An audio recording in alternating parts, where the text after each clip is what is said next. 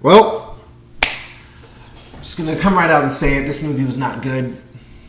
And before you all start going in and just bashing me, just talking about it's a kid's movie, it's not for you, why don't you go watch something your own age? I'm not trying to hear it. Because and Toy Story 4 was amazing. Kung Fu Panda 4 at least tried. This is unacceptable.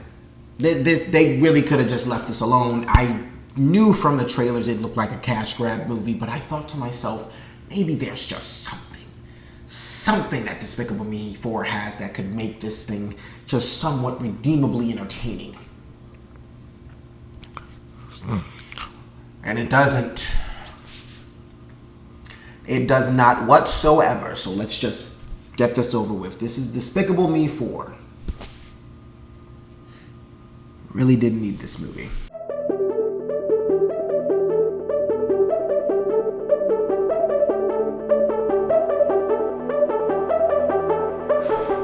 Hey guys, it's your guy in the chair here. Look, this is my review for Despicable Me 4, starring Steve Carell, Will Ferrell, Kristen Wiig, Miranda Cosgrove, and was directed by Chris Renaud and Patrick Delage.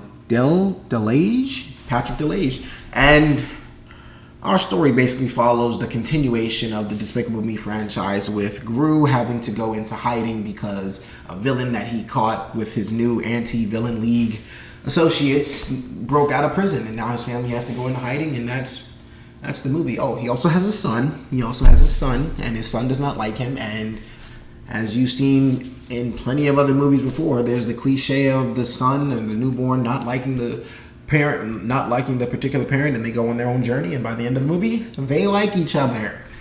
I'm not enthusiastically describing this plot because I just truly was disappointed by what I saw. Like, look, the first Despicable Me is absolutely fucking amazing. I love the first Despicable Me. It is a very special movie, dear to my heart. It's one of my favorite, elimination movies, I should say. But I love Despicable Me, the first one. Second one's cool. Second one was a good continuation. The third one, I liked it. I mean, I thought it was okay. I really thought we should really just pump the brakes here because I could see we're really running out of steam here, and it was kind of just like that thing where like somebody's writing and there's smoke coming from their brain and there's just too much going on up there. Yeah, it's just it was just about it's time to just cut the cord on this. But then the Minions Rise of Gru came out and people told me that was pretty good. I never saw it, but okay, as long as we made no more Despicable Me movies, I was good.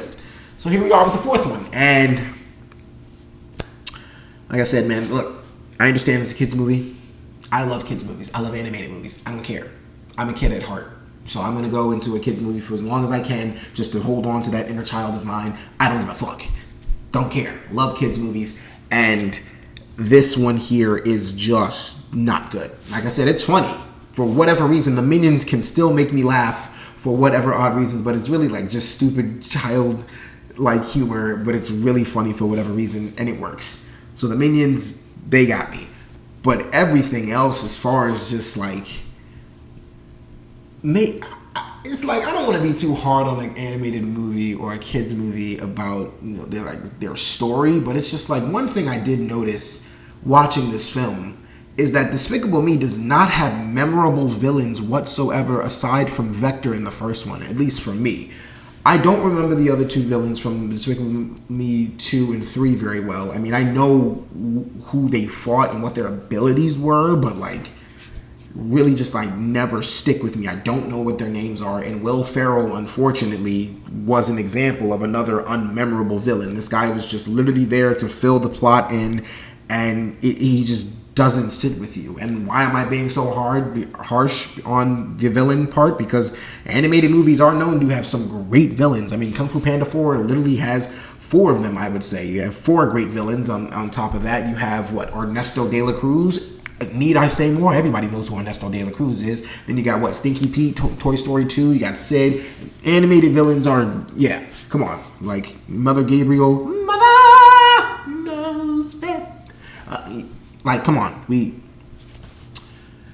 Animated villains, they reign supreme sometimes. And Despicable Me just has no memorable villains whatsoever. But like I said, beyond that, this movie's just not memorable whatsoever. They literally treated the entire newborn doesn't like the certain parent and they get along at the end cliche. They literally just treated that as a cliche, tried to add nothing new to it, nothing special. There's one character who plays Joey King plays their neighbor. Her name's like Penny or something like that. She's aspiring to be a thief herself, and Gru helps her out. That's a cool part of the movie, but it's like, truly the funniest parts of the movie were the super minions or the mega minions. That was easily some of the funniest parts of the movie. And like I said, I mean, like anything that did not have to deal with, I'm very surprised now I'm saying this. Anything that truly did not have to deal with the minions, I could not care about whatsoever.